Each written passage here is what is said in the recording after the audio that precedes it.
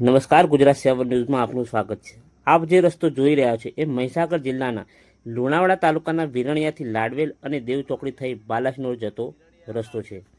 આજ રોજ લુણાવાડા તાલુકાના પાર્ટી પ્રમુખ તેમજ અન્ય હોદ્દેદારો સાથે વિરણિયાથી બાલાસિનોર તરફ જતા હતા તે દરમિયાન આ રસ્તા પર આવેલો બ્રિજ બિસ્માર હાલતમાં જોવા મળ્યો હતો, જેથી લુણાવાડા તાલુકાના ભારતીય રાષ્ટ્રીય કોંગ્રેસ પાર્ટીના પ્રમુખ બ્રિજ ઉપર ઊભા રહીને આજુબાજુ નજર મારતા આ બ્રિજમાં ભ્રષ્ટાચાર થયો છે તેવું લાગી રહ્યું હતું અને ઉચ્ચ અધિકારી દ્વારા આ રસ્તા પર રસ્તાનું અને અન્ય બ્રિજનું સ્થળ ચકાસણી કરવામાં આવ્યું હતું।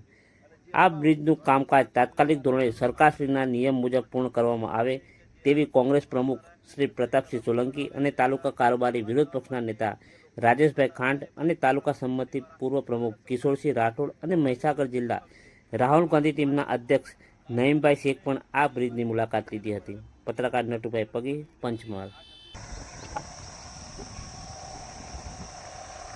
આજે વિરણિયા લાડવેલ આગરવાડા બાલાસિનોરને જોડતો રસ્તો બિસ્માર હાલતની અંદર જોવા મળેલ છે।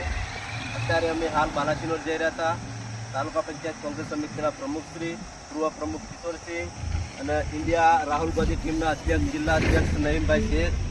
આજે અમે રસ્તાની બાબતે જોવા જઈએ તો આ લાડવેલનો જૂનો રસ્તો કરાય પ્રવેડા પુલ ઉપર જે રસ્તો આવેલો છે એ રસ્તો અત્યારે બિસ્માર હાલતમાં જોવા મળેલો છે અને જે અગાઉ 1.5 વર્ષ થયું છે આ રસ્તાનું કામ કરેલ એ કોન્ટ્રાક્ટરને વિનંતી કે જે આ રસ્તો પૂર્ણ કરે અને સહી સલામત બનાવે, નહીંતર અવર જવર માટે જે લોકો અહીંથી પસાર થાય બાઇકવાળા, મોટી ગાડીવાળા એનો સંભવિત આકસ્મિક થવાની જોખમ છે।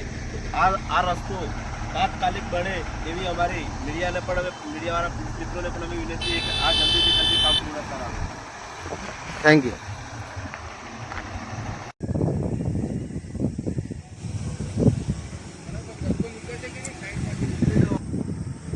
લુણાવાડાથી વિરણિયા અને દેવને જોડતો રસ્તો એ 2 વર્ષ પહેલાં 99 કરોડ રૂપિયાના ખર્ચે આ રસ્તો બનાવ્યો છે અને લાડવેલથી વાડીનાર તરફ જતો લુણી કોતર ઉપર બ્રિજનું કામ થયેલું છે।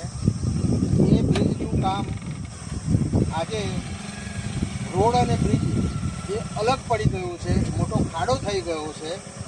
કેટલાય સમયથી આ સમસ્યા અહીંયા આગળ ઊભી થયેલી છે, પણ બીજી બધી બ્રિજ અને આને લગતા કોન્ટ્રાક્ટરોએ સહેજ પણ ધ્યાન લીધું નથી। અહીં જીવનું જોખમ થઈ રહ્યું છે, વાહનો અવર જવર થઈ રહ્યા છે, વાહનોનું એક્સિડન્ટ ક્યારે થાય એ કોઈ નક્કી નથી, પણ અહીંયાથી આવતા અધિકારીઓને પણ ખબર નથી પડતી કે ભાઈ આ પરિસ્થિતિનું નિર્માણ થયું છે એનું સમારકામ કરવું જોઈએ। આજે અમારા ધ્યાને આવતો આ વાત મીડિયા સમક્ષ રજૂ કરી છે અને જે તે અધિકારી છે એ આ કામ સત્વરે પૂર્ણ કરે, નહીં તો અહીંયા આગળ એક્સિડન્ટ અને કોઈનું મૃત્યુ થવાનું જોખમ છે ને છે। તો જે કંઈ અધિકારી હોય એમને આ સ્થળે નિરીક્ષણ કરીને તાત્કાલિક ધોરણે આ કામગીરી પૂર્ણ કરવી જોઈએ।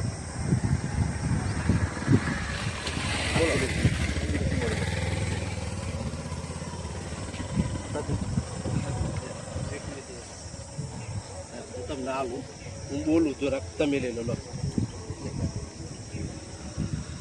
નથી 1 મિનિટ આવો તમે, હું બોલું તમારું ઉતારવાનું બોલો નહીં।